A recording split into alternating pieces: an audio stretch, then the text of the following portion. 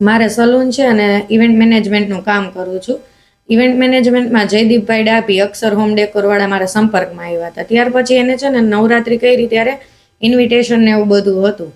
ત્યાર પછી અમે લોકો સાથે ઇવેન્ટ નહીં કરતા. એ અરસામાં મારો બર્થડે આવ્યો.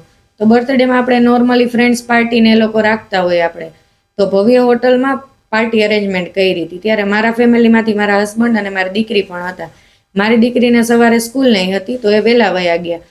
પછી રાત્રે લેટ થઈ ગયું તો જયદીપભાઈ એમ કીધું, ત્યારે મિતેશભાઈ હાજર હતા, કે બેન મોડું થઈ ગયું છે તો આપણે એમ કે મૂકી જાય છે તમને ગાડીમાં, ખોટું બાઇક લઈને જવું નહીં. તો એ ટાઈમે છે ને જયદીપભાઈએ કંઈક બહારથી ઠંડુ લઈ આવ્યા હતા. થમ્સઅપની બોટલ હતી 10 વાળી નાની. હવે એમાં શું હોય શું નહીં ખબર નથી, કે બેન તમે લ્યો પીવો તમે. તો આપણે તો નોર્મલી હોય તો ઠંડુ છે તો આપણે પીએ, ટાઈમ થઈ ગયો તો હજી ગાડી આવી નહોતી તો પીધું. ત્યાર પછી હું બેભાન થઈ ગઈ, મને ખ્યાલ જ નથી શું હોય શું નહીં. એ ટાઈમે જ્યારે ઠંડુ પીધું ને ત્યારે હોટલ છે ને એના રિસેપ્શનમાં અમે બેઠા હતા, ત્યારે રૂમમાં કે ક્યાંય નહોતા. પછી મને કાંઈ ખ્યાલ જ નથી. સવારે હું જઈ ગઈ ને તો હોટલના રૂમમાં હતી અને મારી હાલત કંઈક અલગ જ હતી, જે તમે સમજી શકો છો એ રીતની. ત્યાર પછી છે ને મેં પૂછ્યું જયદીપભાઈને, હું ઘરે જ વહી ગઈ કેમ કે હું બી ગઈ ને મારા ઘરેથી કન્ટિન્યુ કોલ હતા એટલા માટે. પછી જયદીપભાઈને જ્યારે મેં પૂછ્યું ને ત્યારે એને એમ કીધું કે તારી યાર થવાનું હતું એ થઈ ગયું, મારી પાસે વિડીયો ફોટોસ બધું છે, હવે તારે મારે કીધું કરવું પડશે. ત્યાર પછી હું મિતેશભાઈને મળી. તો મિતેશભાઈએ મને એવી રીતે જ જવાબ આપ્યો કે માએ તમારી સાથે બધું કરી લીધું છે, તમારી સાથે દુષ્કર્મ થઈ ગયું છે, હવે તમારે જયદીપભાઈ કેમ કરવું જ પડશે. હવે આ એ બેનું છે ને અગાઉનું પ્લાનિંગ હતું. મિતેશભાઈએ જે રીતે મને વાત કરી એ રીતે મને ખ્યાલ આવ્યો. એ સિવાય 1-2 જણાને એને કીધું હતું પણ એ લોકોએ ના પાડી દીધી કે અમે આવું ન કરી શકીએ એટલે. ત્યાર પછી જયદીપભાઈ મારી પાસેથી અલગ અલગ પૈસાની માંગણી કરી. મારા સલૂને આવીને મને મારે, હું પૈસા ન આપું તો. અને મારી દીકરીને જે નાની છે ત્યારે 8 વર્ષની છે, એને મારી નાખવાની અવારનવાર ધમકી આપે ને મારા ઘર નીચે એસિડની બોટલ લઈને આવતા. આ કારણે થઈ અને અત્યાર સુધી મેં અરજી નહોતી કરી મારી દીકરીને સેફ રાખવા માટે, પણ દિવસે ને દિવસે છે ને એ મારા પર વધારે દુષ્કર્મ કરતા જતા હતા. એટલે તમારી પાસે ફોટા પાડ્યા હતા કે એવું કઈ એમને બતાવ્યું કે શું કર્યું હતું? ના, એને મને કીધું હતું કે તમારા ફોટા ને વિડીયોની છે. હજી સુધી મને એને બતાવ્યા કે એવું નથી કાંઈ, પણ એના કારણે જ મને ધમકી દેતા, બ્લેકમેલ કરતા તે રીતે. જે અરજી તમે મોડી દીધી છે એની પાછળનું કારણ શું, ને જે પોલીસની સામે શું તમારી માંગ છે? પોલીસ દ્વારા કાર્યવાહી કરવામાં આવી કે નથી કરવામાં આવી, શું છે હકીકત? અરજી મોડી કરવાનું કારણ એક જ છે કે મારી દીકરી, આજે દીકરી પર આવે ને તો કોઈ પણ વ્યક્તિ પીછેહટ કરવાનું જ છે. તો મેં મારા ડિવોર્સ લઈને અત્યારે દીકરી મારા હસબન્ડને સોંપી દીધી અને એ ટાઈમમાં મારું એક્સિડન્ટ થયું હતું. આજે મારા 3 ઓપરેશન થયેલા છે, મારા માથામાં 25 ટાંકા છે. તો ડૉક્ટરની મનાઈ હતી, જે કે તો હું કાગળે રજૂ કરી શકું, હું હોસ્પિટલમાં એડમિટ હતી એટલા માટે અરજી લેટ થઈ છે. અને બીજું એ કે એને પહેલાં પણ એવું મને કીધેલું છે કે તું અરજી કરીશ કાંઈ તારા હાથમાં આવશે નહીં, કેમ કે પહેલાં એની પર આ રીતનો બનાવ છે જ, ત્યારે પોલીસ કાંઈ કરી નથી શકી. અને અત્યારે મેં અરજી કરી એને મહિના ઉપર થઈ ગયું છે, છતાંય પોલીસ કંઈ એક્શનમાં આવતી નથી. અને મેં અરજી કર્યા પછી એને લાતીબીટ પોલીસ ચોકીએ CM કરકર મેડમ પાસે સામી અરજી કરી કે બેન મારી પાસે 15 લાખ રૂપિયાની બ્લેકમેલ કરે છે.